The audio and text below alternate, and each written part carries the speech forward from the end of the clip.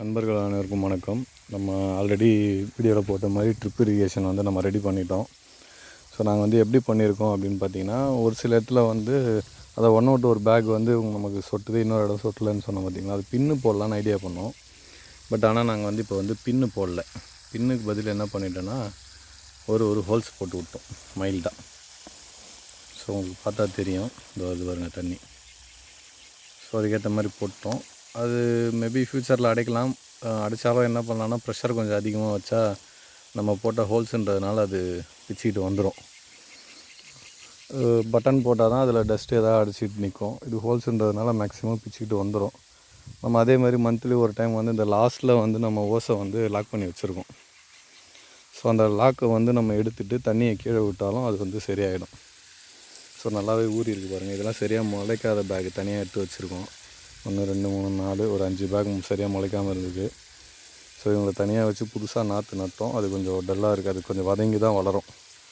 So பாருங்கள், நல்லாவே தண்ணி வந்து நல்லாவே இருக்குது. இதில் பார்த்தா உங்களுக்கு நல்லா தெரியும்,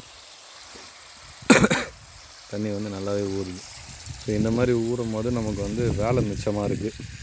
ஓஸ் ஒரு ஓஸாக பிடிச்சி நம்ம இறைக்கும் போது ரொம்ப கஷ்டம், டைம் வந்து ரொம்ப அதிகமாகிட்டு இருந்தது.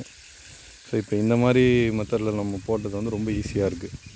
மேபி இது ஃப்யூச்சரில் அடைக்கலாம், ஆனால் அதுக்கும் நம்ம ஆப்ஷன் வச்சுருக்கோம். ஸோ அதுக்கேற்ற மாதிரி நம்ம பண்ணிக்கலாம்னு சொல்லி பண்ணியிருக்கோம்.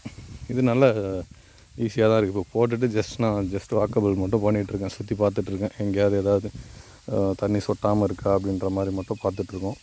மேக்ஸிமம் கரெக்டாக சொட்டுது எல்லாமே. ஸோ உங்களுக்கு பார்த்தா தெரியும், இங்கே பாருங்கள், நல்லாவே இருக்குது. ஒரு சிலர்லாம் பெரிய ஓஸ் போட்டுலாம் பிடிப்பாங்க, பெரிய 3 HP மோட்டரே போட்டு பிடிப்பாங்க. நம்ம அந்த மாதிரி பிடிக்கும் போது என்ன ஆகுதுன்னு பார்த்தீங்கன்னா, பேகுக்குள்ளே இருக்க சத்து வந்து எல்லாமே கீழே வந்துடும். அது ஒரு சாறு மாதிரி வந்து கீழே வந்துடும். கீழே வந்தாலும் வேஸ்ட்டு. நம்ம உள்ளே போடுற எரு வந்து நமக்கு அதுக்குள்ளேயே இருந்து நம்ம வேருக்கு யூஸ் ஆகணும். நம்ம பேக்கை விட்டு கீழே வர அளவுக்கு தண்ணி விடும் போது என்ன ஆகுதுன்னா, அந்த உரம் வந்து என்ன பண்ணுதுன்னா, குரோத்து குறைஞ்சி அந்த உரம் வந்து நமக்கு தண்ணியில் அப்படியே கரைஞ்சி வெளியில் வந்துடுது. ஸோ நம்ம மேலே ஒயிட்டாக ஊற்றுற தண்ணி கீழே வரும்போது நல்லா ப்ரௌனாக வருது. அந்த ப்ரௌனாக வர்றதுக்கு ரீசன் என்னென்னா நம்மளோட உரம். ஸோ இந்த மாதிரி நம்ம இதுக்கு வந்து நம்ம அதிகம் உரமும் கொடுக்கக்கூடாது. ஸோ என்ன ஆகுனா, வேர் வந்து நல்லா குரோத் வராது.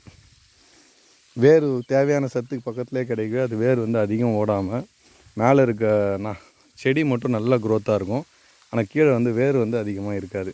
ஸோ இதுக்காக நான் வந்து தனியாக நிறைய பேர்கிட்ட டிஸ்கஸ் பண்ணிவிட்டு நிறைய ஐடியாஸ் கேட்டு ஸோ 1 by 1 வந்து நான் பண்ணிகிட்ருக்கேன். மேலே உரம் போடாமல், அதே மாதிரி எப்போவுமே தண்ணி விட்டுட்டே இல்லாமல் கொஞ்சம் காய வச்சு இறைக்கும் போது நமக்கு க்ரோத் வந்து நல்லாயிருக்கும். ஏன்னா ஈரம் இல்லைன்னா அது என்ன பண்ணுன்னா ஈரத்தை தேடி போகும் வேர். ஸோ கொஞ்சம் நமக்கு தேவை வந்து வேர் தான், அதிக க்ரோத் இருக்கணும். அதுக்காக மட்டுமே நம்ம அப்படி பிளான் பண்ணுறோம். Thank you friends. இதுதான் ட்ரிப் இரிகேஷன் முடிஞ்சுது.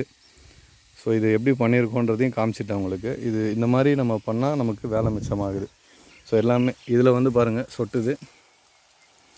இதில் ஹோல்ஸ் இல்லாத இடத்துல நம்ம ஓட்டை போட்டிருக்கோம். ஸோ இதுதான், இந்த மாதிரி பண்ணிவிடுங்க. புதுசாக போடுறவங்க இந்த மாதிரி பண்ணிட்டீங்கன்னா உங்களுக்கு வேலை ரொம்ப மிச்சமாக இருக்கும்.